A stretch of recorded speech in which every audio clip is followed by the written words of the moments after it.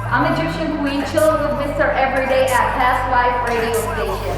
The next level, the next level, the next level, the next level, the next level, the next level, the next level, the next level. So what you trying to do and who you really want to be? Everybody wants a shot to be the top in this industry.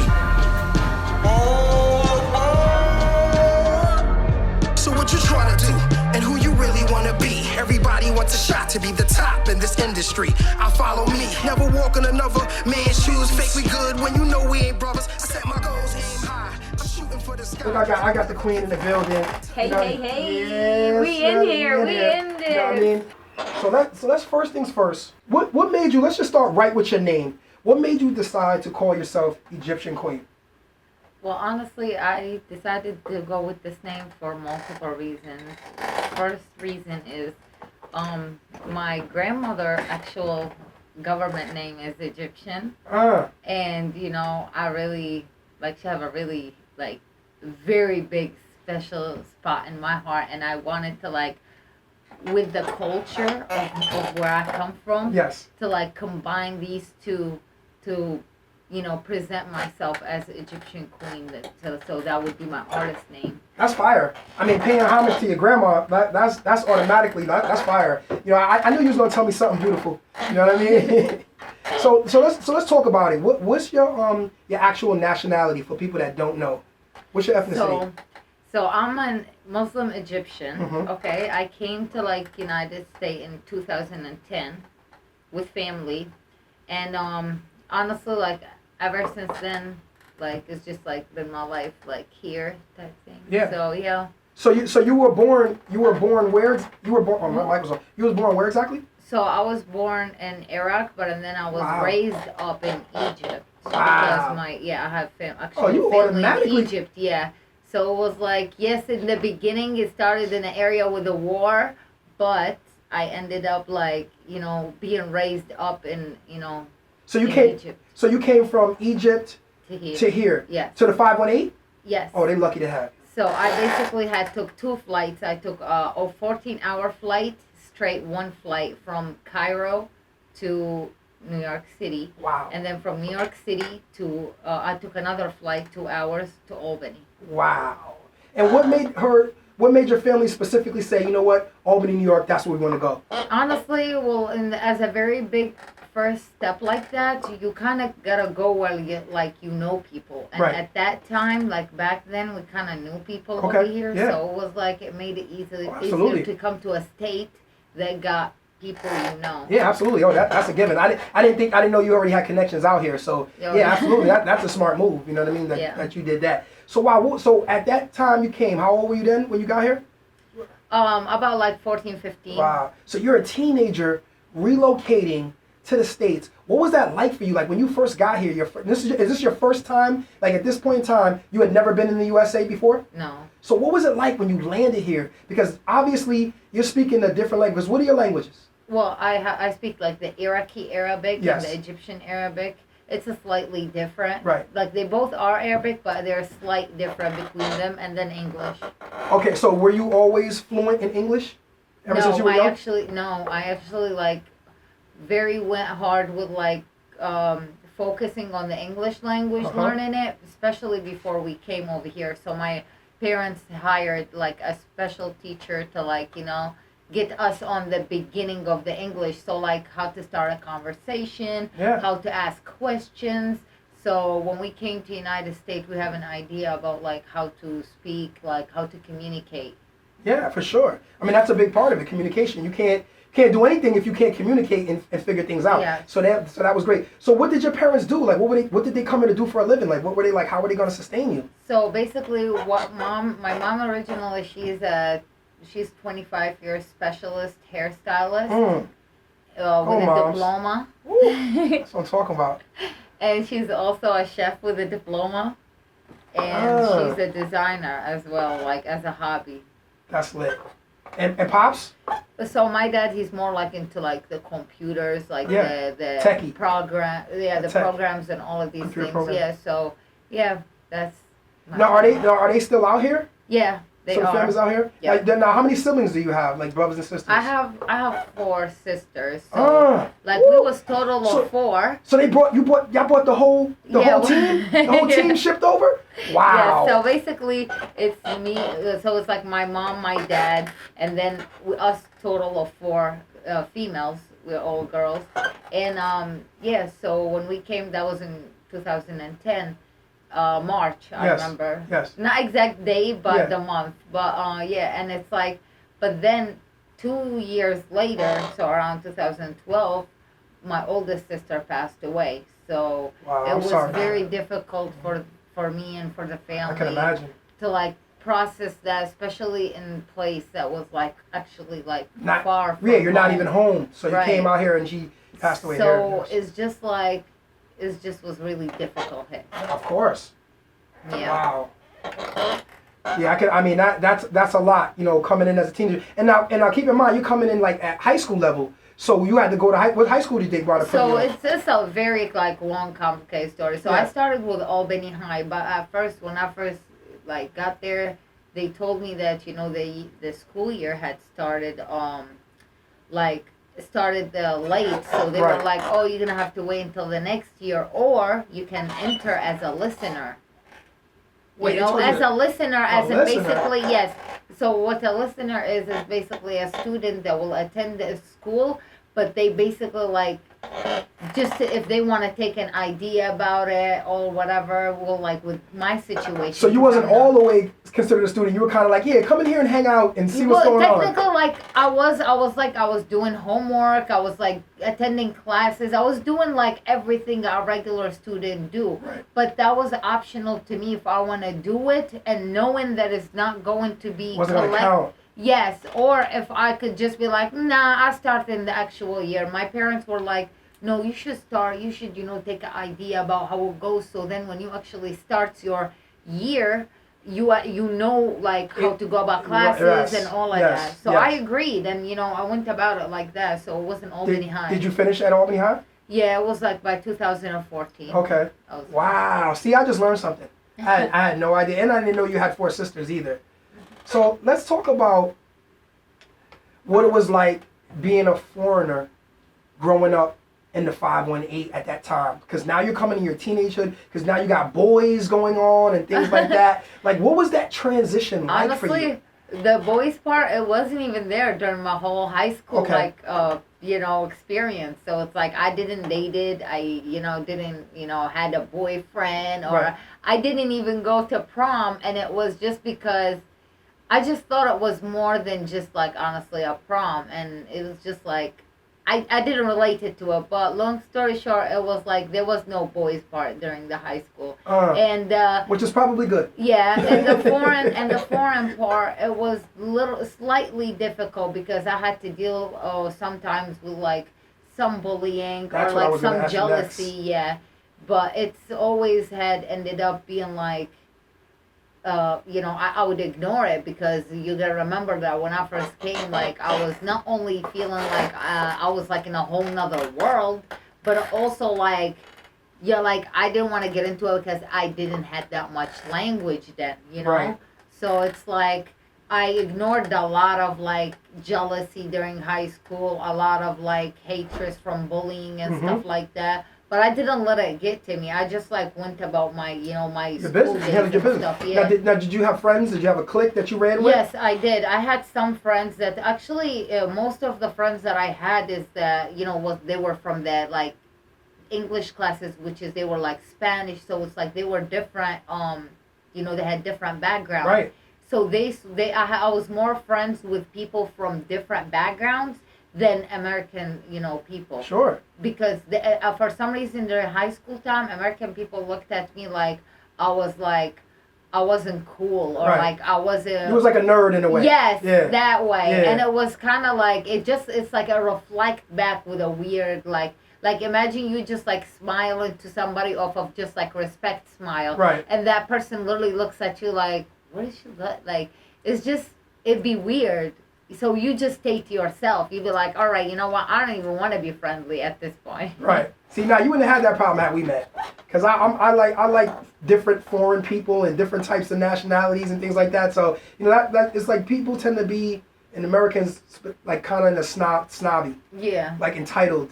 I mean, like anything that's not what they can relate to or connect to is automatically they stand off, they don't want to deal with it, or they look at it as outcasts. And like you said, the bullying. So it's great that coming from that, you were able to have as much self-confidence as you have as a young lady, like as an adult now, coming out, because, I mean, that was years ago, but still, like, things like that in your childhood, that'll forge, issues and things and how you in your relationships and affect how you deal with people. And you seem very confident. You could never, I would have never known you was ever bullied at any point in time, the way you conduct yourself. Well, honestly, I feel like I had embraced all of that into like this inner energy, like that power that, like, when I entered to the room, I literally would give this energy that have everybody turn their neck. It's just like within the years, I had learned how to, like, all right, how to harness I it. see now what they jealous of, so let me give them something to be jealous of. Heard it. So let's talk about this now. Let's get into the music side of your life. So what made you get into music specifically? So when I first came to United States, I really had like ear to the American music, and like the energy that the beats carry and the flow, all of that. So plus there's more freedom over here for me to even choose to do something like that. So I didn't immediately, like, once I came to United States, I'm like, oh, I want to do that. It's like it came within the years. Like, I was more into fashion because my mom just taught us to, like, always, like, look fashionable. So I started with fashion because people will look at my style and they'd be like, wow, your style is, like, like, outstanding. And to me, I'm like, I just did what my mom always taught me, is to look good before I walk out the door. So I started with fashion modeling and all of that. And then with time, I ended up getting into music because people were like, have you ever tried music? And then I was like, I haven't really. And then one time I was like with friends that was really into like studio time and stuff like that. And, I just hopped in and I tried something. They were like, whoa, you sound like Cardi. It's funny that you said the Cardi thing because it like I was making a joke about it, like how you're like the Egyptian Cardi B, you're like the Arabic Cardi B. They say Cardi E. They be trying to tell me. Cardi E. Yeah. It's like you have certain similarities and I think it's like in your confidence, you know what I mean, in your uniqueness, because you're not like a clone of her, but you just have that it factor that she has and that spunk, you know what I mean, and I think that's what they're probably noticing. So as far as the music is concerned, you started getting into music. What was your earlier influences like with music? Who were you listening to right early on? So I did listen to I listened to DJ Khaled. I did listen to Rihanna, Drake. I used to listen to Nicki. Don't ask me why. I mean, Nicki's fire. Like, you know what I mean? There's nothing wrong. I mean, yes. The very last recent song that she dropped, that song is really fire. But I just felt like at some point she just didn't know what to do with herself. Yeah, I mean, you kind of like, after you've done everything, it's like, what can you do? Right. And then also, like, she's in a different space now and everything. You know what I mean? Because I mean, isn't she married right now? I think. Married and have like a kid. Yeah. So she's in a totally different space. I guess it's almost like you have to reinvent yourself at that point. You know what I mean? It's like, what am I gonna do next? Who am I gonna work with next? I've done it all. I mean, she didn't work with Lil Wayne and Drake. What is there after that? Like, you know what I mean? That's true. So it's kind of like she's just in a different space. So you just gotta respect her as her legacy. Yeah. Really, you know what I mean? Like when you get to that point, you don't even want to hate on her because she paved the way and pioneered for women. She opened the lane up much bigger as far as to accept you now to even be able to come through and do more, because there was a time period where women was not accepted. Now it's like women are everywhere in the hip hop game. But I didn't see that energy from her though when Cardi came into the game though. She looked very selfish over she didn't scoot over. Ego. It was the ego. It was it was the ego. It's like, did I just lose my slot? Did I just use, they would have went crazy if they would have collabed. She should have collabed. Because look, now Cardi is going crazy on her own. Yeah, but you know what that is? That's who her handlers are. When you don't have the right team of people around you, keeping you grounded and making sure that you still do the right things with the right people the right way. That's when you get too full of yourself, and now you can't. Now you believe your own hype. Never ever get caught up in your own hype. Yeah. Always stay humble. Right. You know what I mean, behind that. Because once you start believing all the hype, that's when you start getting lost in yourself. And then what happens is when you start falling off, you still think you're that person. That's because very you're so true. caught up in the gas that they done gassed you up. You know what I Yeah. mean? So I think like that's what became her problem is she kind of like lost the humbleness that made her who she was. Yeah. And then I think she probably had to come back to that. You know what I mean? It happens. You know what I It mean? does. It happens, I ain't gonna lie, it happens it to the best does. of us. So how did your family feel about like this love for hip hop and urban culture that you had? You know, being that you're coming from a Muslim background, Right. really. You know what I mean? And in Egypt, and Arabic, and you got the African, you got all like that real culture with you, and now you over here rapping. Like, like how did they feel? Well, I ain't gonna lie. My parents had always had open mind. So like where we came, like ever since my country. So when we came over here, like due to how much freedom we also have, it's like they looked at it like. They didn't look at it as much as it's like I committed a crime. You know why? Because it's like it's kind of like regular Right. over here. Okay. You know, so Yeah, it's not right. like I did anything wrong. You're settling in. Yeah, Yeah. So my parents supportive with it. Like I'm not saying supportive like they are like too culturally to like see them at the shows. Right. But they like always, show support like, through their- Encouragement and just be like, Yeah. yeah, keep doing your thing. and they always like, ask me and keep up with me during like my day-to-day life about like my career and stuff. Now, have they heard your music? Yes. What do you think of that? One of my mom comments was, why do you gotta say bitch a lot? So That's a my regular. See, I'm trying to tell my response. partner the same thing. Like my business partner. She's always like, "Oh, you bitch." Like that's a regular word. That's like chick, girl, homegirl. So I told her my response was like I had to let them know. Fact. Yeah, mom. If you're gonna do the damn thing, do the damn thing. You know what I mean? Right. I respect it. So what do you like to do? What does Egyptian Queen like to do for fun? So I'm very like active person. I like to be like go hiking. I like painting. I like to do archery, gun range. We gotta go shoot. Yes, I love that. It's like stuff that got aiming, Yeah. I love camping. Like things that have to do either with nature, I love it. That's the first time I I love heard any- fishing. Not a lot of people know that. I'm not gonna say like I didn't expect you to say something fly, but I'm just saying like that's pretty fly. Like you know what I mean? Like because I've interviewed a lot of people and even female artists, and none of them have ever said anything close to that. Oh. Hiking, fishing, archery, like you know what I mean? Outdoor, you outside for real. Right. I That's what I'm love talking about. nature. That's what I'm talking about. So what do you do besides the music, like from the business standpoint? Like what's the day situation? Not to get too personal, but like what's the day? Like I don't want to call it a day job because it doesn't even look like it's really a day job. But it's Yeah. like, but if somebody was gonna define you professionally, what would you say your profession is? So, that's a different question. You should have known it was. You should have known. Every day is definitely out the box. Well, see, you mean like in that everyday, as in Like my if somebody job, came to you, right? Yeah, your job. Yeah, like if so somebody it's came to you and said, "What's your basically job? What do you do?" It's between managing my career and then between like as like a creative side A job, creator. Yeah. So it's like with my career is modeling and artist.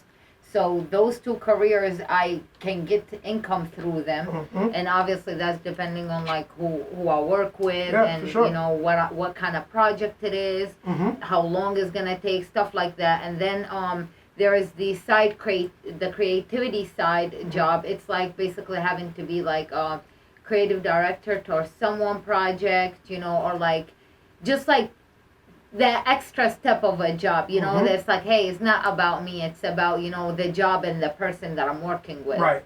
So yeah, and like usually how I like start my day is like I just like start my day like coffee, emails, and then like I'll go about like exercise, and then I'll go about like phone calls during the day. I love it. What I gotta do, maybe meetings after, and then I have to get some, That's a great day. I call that corporate Mondays. That's what I do on my corporate Mondays. Like, exactly that. conference calls. I gotta add a little bit more workout into that. You know what I mean? But because I used to be heavy on my workout game, but I'm slacking right now. But yeah, no, that's great. That's a great day. That's a great lifestyle. You know what I mean? Because you're definitely very fit. So I can tell you really on point with everything. Absolutely. So I'm gonna start throwing some real thoughtful questions. Mm-hmm. What are the challenges that you feel you face being a female artist? Definitely proven the people that that they have certain looks on females, Mm-hmm. prove them wrong by obviously like the more you put out music, the more projects, the more shows you go and attend and show, is all this is adds towards like the woman image, you know what I'm saying? Mm-hmm. So I love that, when what I do with my music, like I always get told not a lot of females do it. And my goal over here, not just for the females for my country, that's from my country, that they can like to show them that this is something you can do, but also to the like the American females that they want to become artists, that they need that push, like that little push of a support to like be like, okay, I could do this. So it's proven to people that they don't think females they can do it. That's Mm-hmm. one of the things. So you feel like there's like roadblocks that's set up for female, to make it more difficult for you? Yeah, or like they be thinking like female, that whole female can't do it as good as a male. So it's like get on the stage and show them. I'm gonna go left and then I'm gonna go right. If you could have any superpower, what would it be? Yo, I had always thought of this question. It would be invisible. Invisible. Lit. I'm glad. See, you was ready to go. Right. You got the manual right now. Like I thought I was gonna trip you up on that one. You was like, no, invisible. I wanna be invisible. What would you do if you was invisible? I ain't gonna lie, I be around those people that I think they fake just to see what they gonna do. I love it. Let's talk about your performances, because like I've seen a lot of your performances. Like you really have great showmanship, and you're a force on the stage. You know what I mean? Like your power resonates. What would you say is the best performance you've had, and or where you felt you did your best? What would you say was the best performance you've had so far? Honestly, it was the SOB performance. It was like a few years back. What, in New York? Manhattan. Yeah, SOB, that's a legendary. Yeah, and Rihanna stopped there that night too. So it was packed, and then like once I touched the stage and I like dropped the fur, and then I was doing my thing as an artist, just everybody was like, huh? What? Yeah, so I know I got the attention, and it was like, you already know, like a showcase in Manhattan. Yeah, for sure. Oh yeah, that's always going to be energy, especially in Manhattan. So what's like your pre-show ritual? Like, what do you do before you getting ready to do a show? What's the ritual like? So like the steps that I usually have to take is honestly like I gotta make sure like I stay focused with like everything that I gotta got going on. Mm-hmm. Like so nothing distracts me. I can't like go be disappearing for a few minutes or whatever. Like stay in the area, and I have to make sure I drink. I when I get nervous, I know I drink a lot, so it's like I drink a lot of water. Yes. And then staying like focused. Maybe have one drink just to calm me down.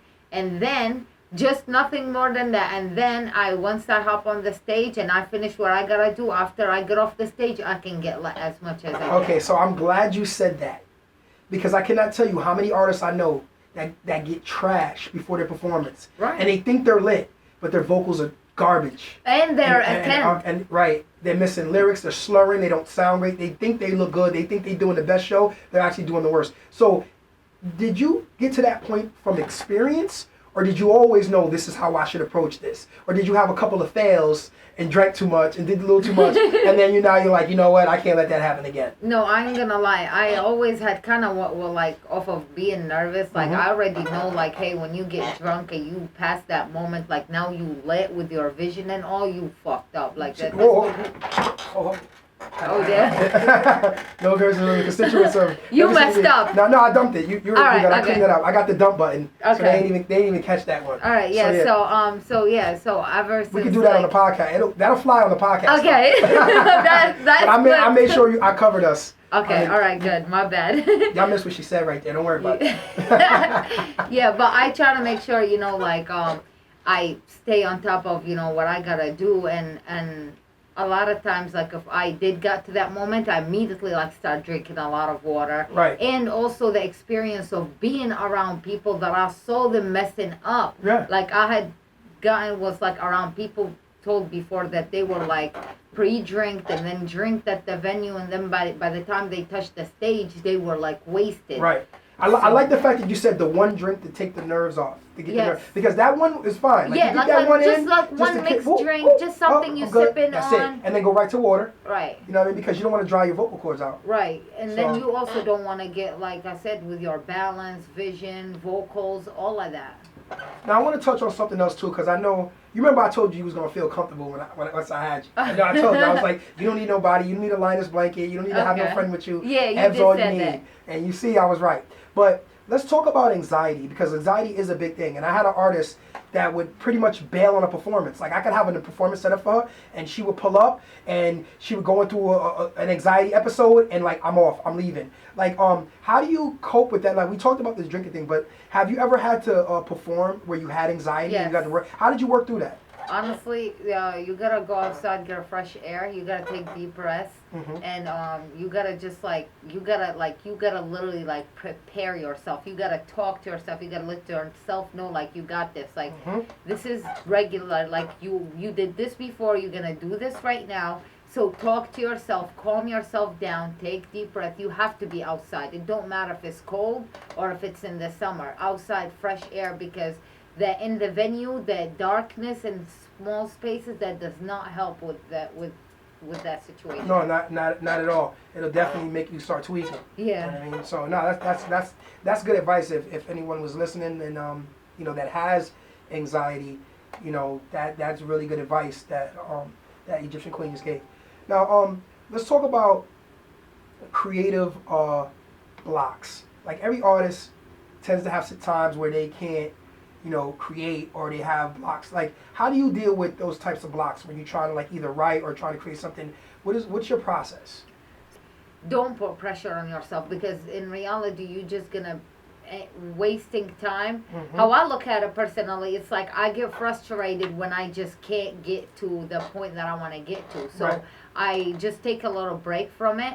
And I usually love to do my writings in the morning, like with my coffee and stuff like that, like just to start my day, feeling good, listening to the beats. I don't know why, but the beats be sounding like extra, like clearer, and like you more into it when you start your day with like listening to beats.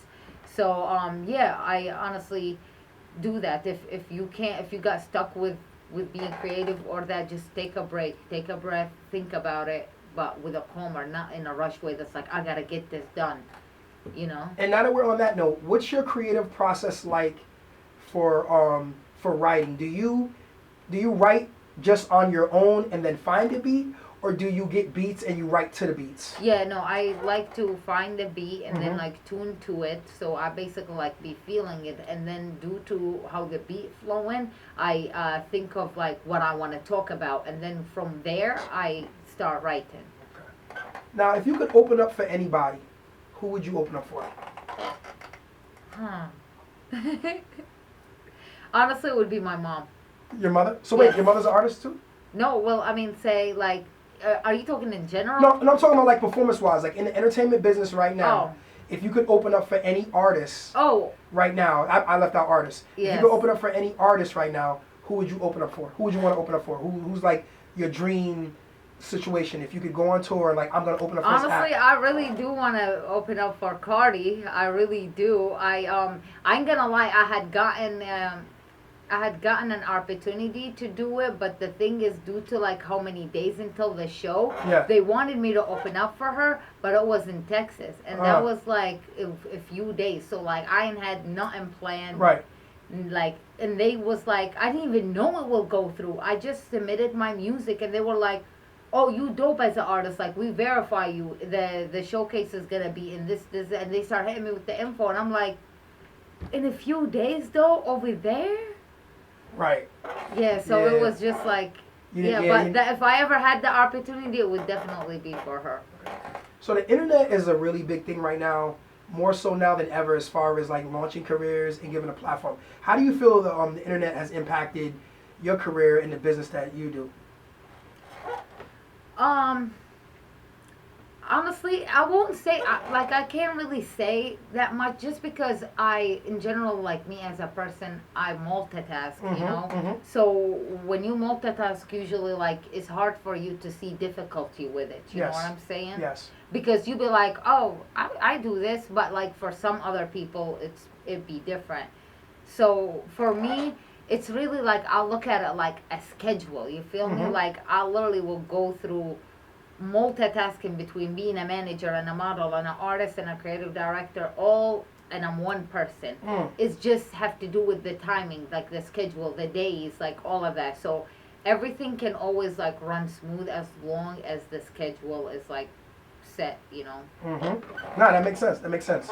I want to touch on back into the music again.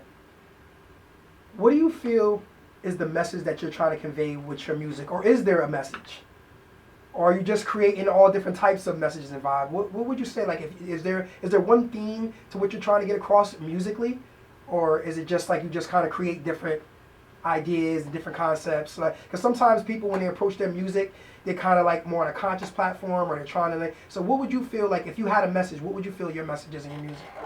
So basically, I want to deliver a message to like, for, you know, the females that in Middle East that, you know, they don't really have that much freedom. Yes. Like, you know, something like that is possible, something like that can happen, and it's like, to, you know, believe in your dreams, because like I said, a lot of these females do got dreams, and they are very, very talented. Yes. But they just scared to show it.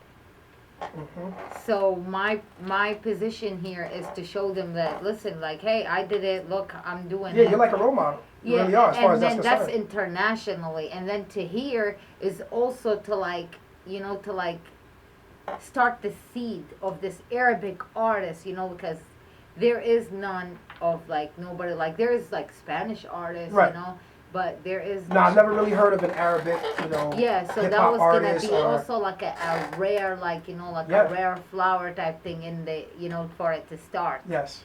So I wanted it to start, and that's why I also chose my name to like represent like my background and like who I am. Oh no, you hit it right on the nail when you said not only did your grandmother have Egypt in her name, but you also you lived in Egypt. Like you, if anybody could say Egyptian queen, you absolutely can.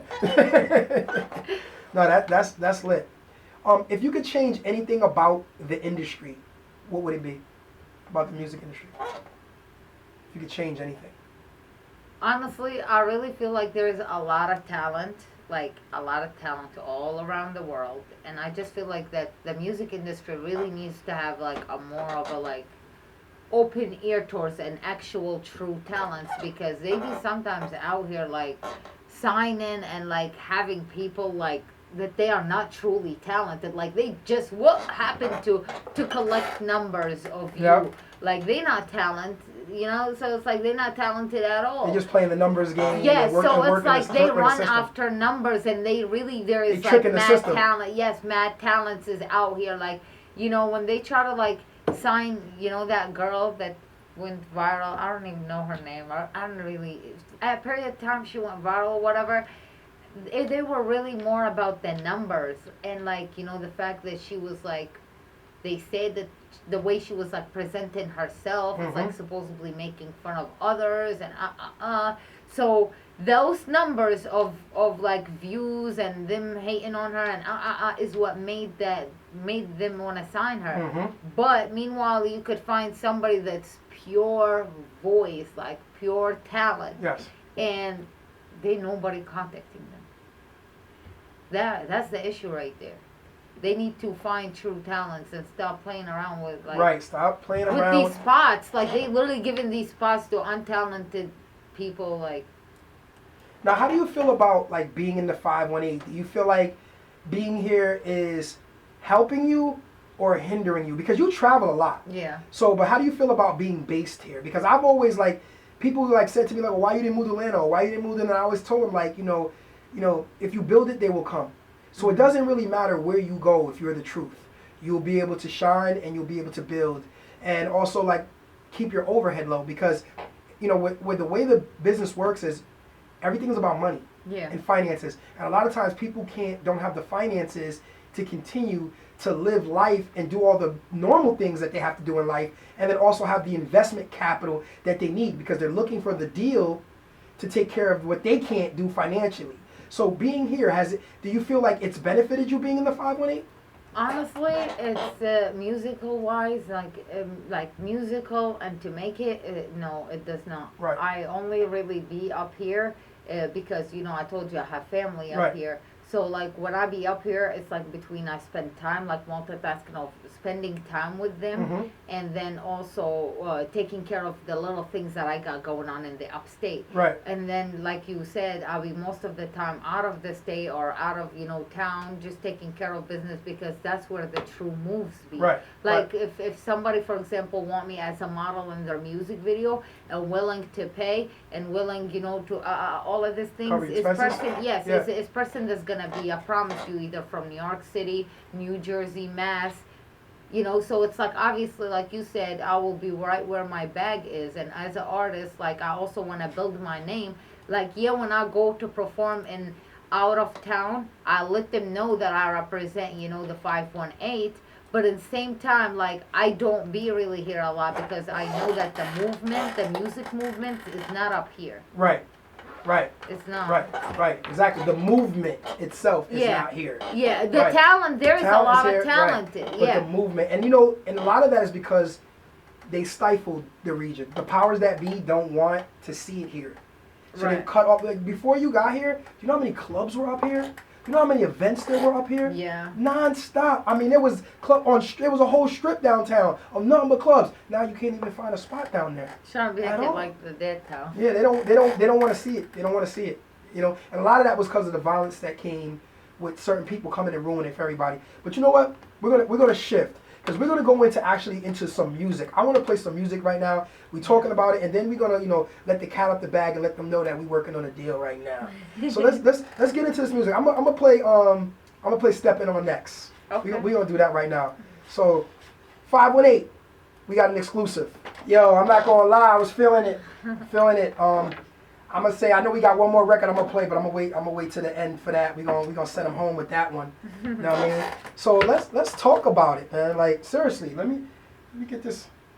Let's really talk about this, because there's a lot going on here. Like, first off, your dialect is so, and your accent is so unique and intriguing. That's partly what draws you in. Like, literally right away, that captures you. You know what I mean? And you have like a way of saying certain things, like, you know what I mean? And partly it's because it's like you don't speak English as a first language. Right. So when you say it, it always, like, for somebody else, it wouldn't work for them. Like, if they were talking like or rapping like that, it wouldn't work. Right. But for you, it's perfect for you, because it's almost like a quirkiness about you. It's like an offbeat It's like R&B my stuff. own. It's your own Yeah, signature. but that right there also tells you that I write my own Right. music, like, because like I say it in that way that you just said. I got my own way of writing. Right. I love it. Like, it's just what it is fresh. Yeah. You know what I mean? It's fresh, it's new, it's different. You don't sound like anybody else, you know what I mean? And it makes you like want to listen, because you want to hear what you're actually really saying. And the way you say like certain hood words and stuff like that. It be killing me. It's so lit though. It's lit. Yeah, in that recent the track that you played, I had to bring my girl Ash Cash, because Right. it's all about females getting together and like female featuring. empowerment. Yes, but not a lot of females does that upstate Mhm. though. So Listen, like that's I give it to her. Like, shout out to her. She really did her thing. Jumped on the track and. So like we spoke, because I have a project that I'm getting ready to do, an all female collab, and I'm definitely gonna have you on there. I'm working on right now, figuring out what the production is gonna be for our particular record. You know what I mean? Yeah. I got a couple of other records, like Dream Girl Ashi's gonna be on there. There's another couple. I'm not gonna name everybody, but because it's about you today. Yeah. So you know what I mean. But I have some very legitimate female artists, not only from this region, but I'm also gonna have a couple of celeb artists as well. Oh. So yeah, this is gonna be a serious project. You know what I mean? Going through Sony. But so what's the name of the project that those records are on, or going to be on? Because I'm gonna let. Is it alright if I let the cat out the bag?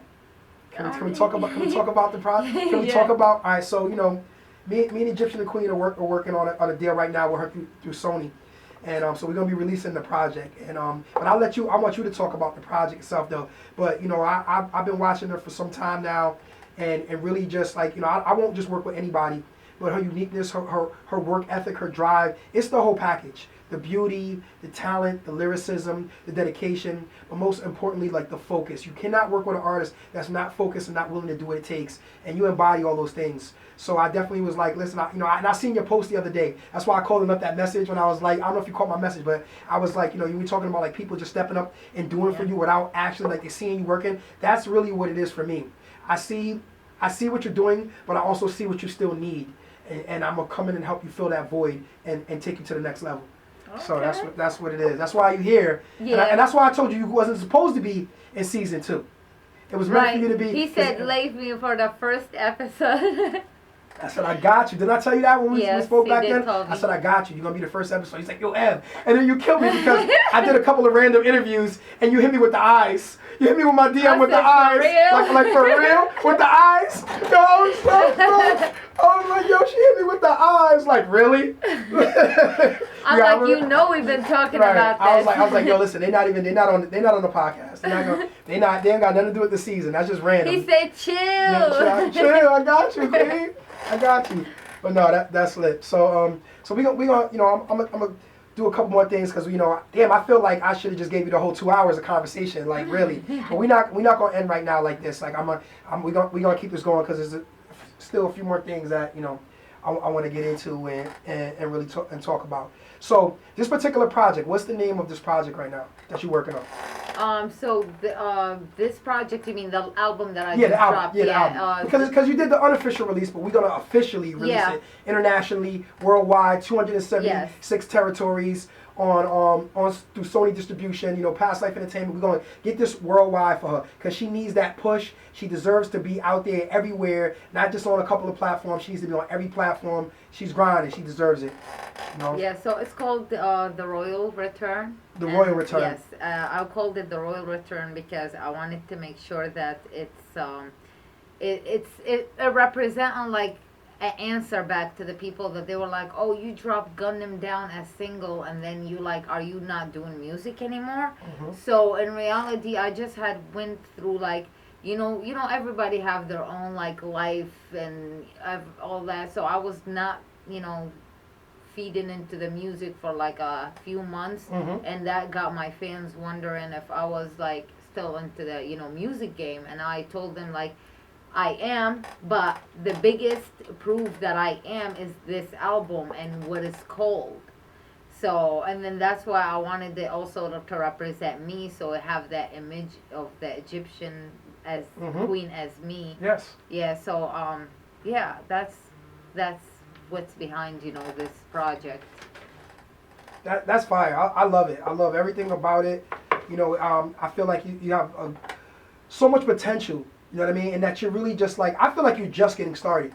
You know what I mean? Like seriously, like I feel like there's so many more albums as far as you progress and elevate, and I feel like the quality of the music that you're doing is gonna improve. Your lyricism is gonna improve, and I look forward to like seeing that journey. You know what I mean? Because the game needs something fresh right now. Yeah. The game needs new energy, new It blood. needs different uniqueness. It needs like it's time. Like they done squeezed out all the same stuff they can squeeze out, and it's just like it's time to bring in a new crop of MCs. At some point, like I know my image is not like there's no way that like I know my image is like being highlighted. So at some point it's gonna be like what she looks good and she Egyptian. So it's like this is right here where the bag at.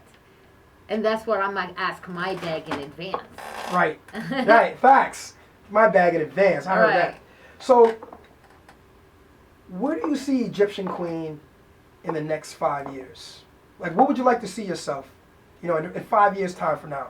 Honestly, like on a big, faraway boat, just celebrating everything that I successfully did, from like career to, having like checking all these things off my list, because Right. when you are an artist like that, you truly into the game and you really want to make it, you have this list that you like, not no silly list, that list that you like, yo, I gotta get this, I gotta make sure my family have this, so it's like once I check off all this stuff off my list, Mm-hmm. I will definitely be like, yo, this is where I want to be. So in 5 years from now, my goal is to check the things that I have starting from this year, because I did a list for this year that I want to accomplish. And one of these things that I did for this year is that I need to at least have one showcase every month. And ever since January until now, I've been having like 2, 3 every month. That's lit. Setting goals, sticking to them, and hitting your goals. That's an important part of the game, because that's when you know you're progressing. Right. And you And- actually watching it happen, because you were like, oh, I didn't do that last year. I do that now. So yeah. That's lit. That's lit. So we coming to the end of the set, and then I'm gonna play one more record after this, because I'm gonna wind up having you on my Block Giants Raw and Uncut. We gonna part 2 this. Okay. Really that's like almost like part 3, but we gonna part 2 this, and I'm gonna have you on my Saturday night Block Giants Raw and Uncut. You know what I mean? I'm and down. And then we'll be able to play. We'll really be able to really go in and talk that. Yes. But what's the end game for Egyptian Queen? What's the ultimate end game? Honestly, I just want to, like I said, set that goal out there for all the Arab and Middle Eastern females, that like, hey, if you are talented and you feel like you can do it, don't be scared on taking that move. That's mainly like, I want to, like, that day that I just feel like I'm so internationally like set, like I'm like, everybody knows how, like, who is Egyptian Queen. Right. Is literally, I feel like it's the day that I basically had accomplished, like, making sure, like, okay, I feel good now from the heart, like, I feel like I did something, because this is the goal, is that you females can't do it, and we prove that we can. I love it. I love it. So Egyptian Queen, it was amazing having you here. You really warranted the whole 2 hours. I should have just cut the golden hour short and just did the whole damn 2 hours with you. But listen, I'm gonna go into your set. We're gonna end it. I got another DJ coming on after this, but I want to thank you so much. If you don't know this woman, she's beautiful. Everything about her spirit, everything. She's inspiring. So we're gonna go in and finish the way we started. And this joint's called Real Queen. But I'm gonna first let you know this is the next level.